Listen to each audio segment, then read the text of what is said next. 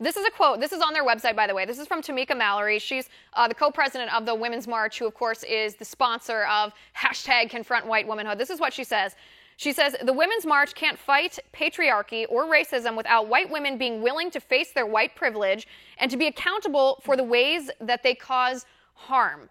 Bree, the statement itself is ridiculous. That's obvious. We don't need to insult our viewers' intelligence by going over why it's ridiculous. But this is my question. What is their solution if they're suggesting that the problem is skin color?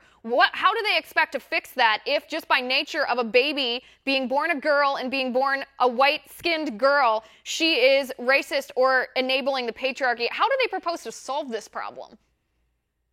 Yeah, that's a great question. And apparently the solution is to silence people or shut them up based on, the color of their skin, right? So a white woman should shut up and stop talking, and we should amplify the voices of women of color, which, while I agree, individuals of color in this country have been historically oppressed, and I do think that we need to, be careful in listening to their experience. And I do also agree that the feminist movement often excludes women of color. Look at Hillary Clinton's platform, didn't really do anything for black women, and a lot of black women stood up against her and pointed this out and said, hey, you Democrats just basically use people of color as tokens, as pawns, in order to push a more progressive agenda.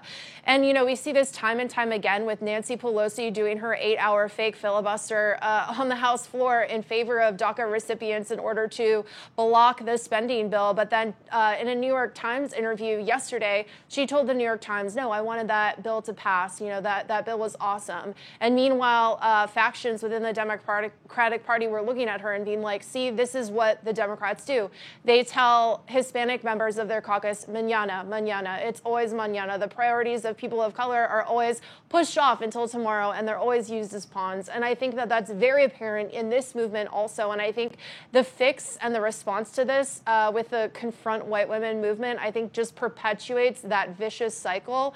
And as I also think, I wonder how this movement would deal with a white trans woman. Like, I would really like to see how they dealt with that. Last week, we saw the left completely melt down over a confrontation between Rose McGowan, who is a white woman who was a victim of sexual assault at the hands of Harvey Weinstein, confronted by a transgender activist, and the left did not know what to do about this situation. They didn't know which person to get behind because they weren't sure who had more victim points in that situation. And that's the overall point, which is that when you reduce people to external identifiers and only listen to them based on who has the largest number of victimhood points, this is what happens. You get totally insane things like this Confront White Women protests and movement, and you get totally crazy things like people not being sure who to rally behind, the transgender activist or Rose McGowan, in a situation when the two are pitted against one another. And I think you will continue to see this as long as